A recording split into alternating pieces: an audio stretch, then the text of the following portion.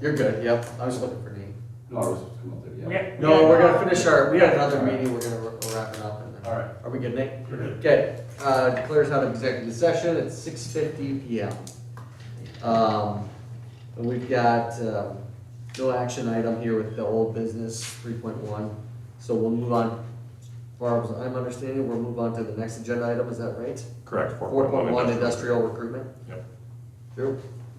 You bet. So, just kind of since we started this process, been putting out feelers and just kind of under the radar, more marketing the community than a specific piece of ground, to kind of see what would be out there for recruitment.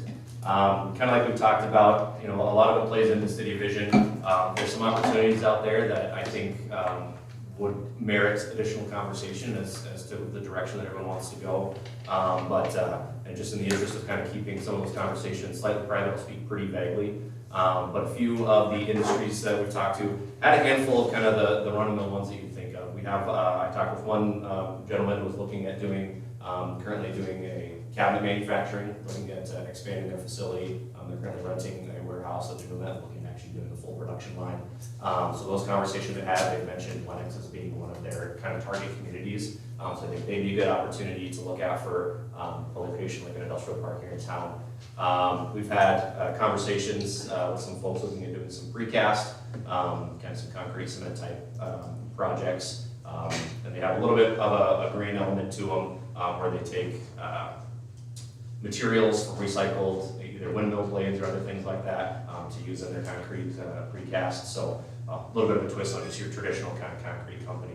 Had a handful of others that kind of come and gone when it comes to the egg industry. I know that you guys have probably already been down the road, so maybe not a ton of interest, but there is always that lingering protein processing that is always looking for locations. That we've had a couple conversations with folks that said, hey, there might be an opportunity, but we'll look at that when we'll go down the road. The two that have shown the most interest to this point that are actually kind of sitting and waiting to hear back, depending on how things progress in the community, are large power load users. And both of them are those ones that it's going to probably require a little more conversation with the community to see if it's the direction that everyone wants to go. Obviously, huge tax benefits that come along with both sales tax revenue from using 10 to 20 megawatts of power for one facility, as well as kind of CapEx. And the two of those would be, one of them is a green ammonia production facility for agricultural fertilizer.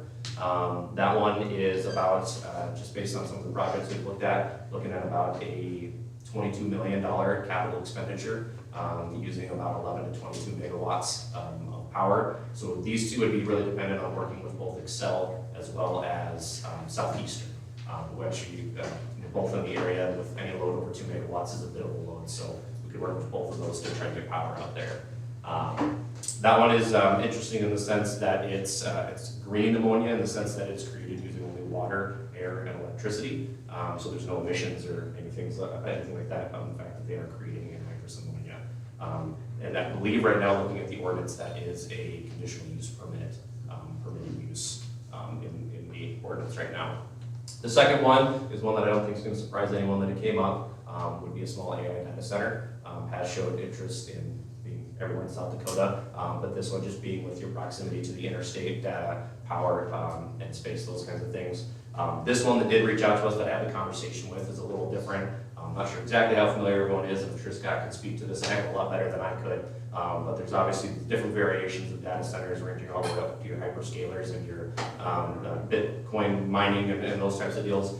This one would be a smaller 10 to 20 megawatt AI data center that is just going to process on an closed loop system, so they don't have a huge water need. Pretty much their biggest deal is just power, obviously, but they don't have any sound pollution issues that a lot of those other ones would have, from what I understand. They don't have the water use, don't have the emissions that come off of it. And that one, nice thing about that again is, they're one that would be looking to take some of that maybe less desirable land, because they don't need to have road frontage. But they're looking at anywhere from $100 to $200 million capital expenditure up front. And actually their model is about a 3x CapEx every 7 to 10 years, just replacing parts and pieces of that. So if you figure they spend $100 million on their regular CapEx, years 7 to 10, perpetually going forward, they're spending around $300 million. So you're looking at over 10 years, $400 million in capital expenditure with a redundant $300 million every 7 to 10 years after that. So definitely some tax benefits that come out of that, but obviously there's a deeper conversation that goes along with community wants and needs and that kind of thing. But I think the overall kind of conversation that I've had is kind of across the board. Every time we say, hey, because that's A1, we do land scouting, I mean, for the majority of our clients, that's a lot of what we do. And so we have a lot of folks that we're sending out, hey, there's 20 sites that we've looked at in South Dakota, and every time we talk about Lennox, we say, hey, this is down the road, this is conceptual, do you guys have interest? And almost every single time that makes their short list that we end up keep having conversations with. So that's encouraging. You know, we haven't had anything specific to market. I think once that happens, and especially once we can nail down power capacity and things like that, that's going to help make that net just a little bit better as well. Great. Thanks, Drew. You bet. Thank you. Thanks, guys. All right, we'll look for a motion to adjourn. So moved. Second. Motion and second to adjourn. All in favor, signify by saying aye. Aye. Opposed, same sign. We are adjourned. Now we've got the joint city school open meeting training agenda. See you guys. Thank you.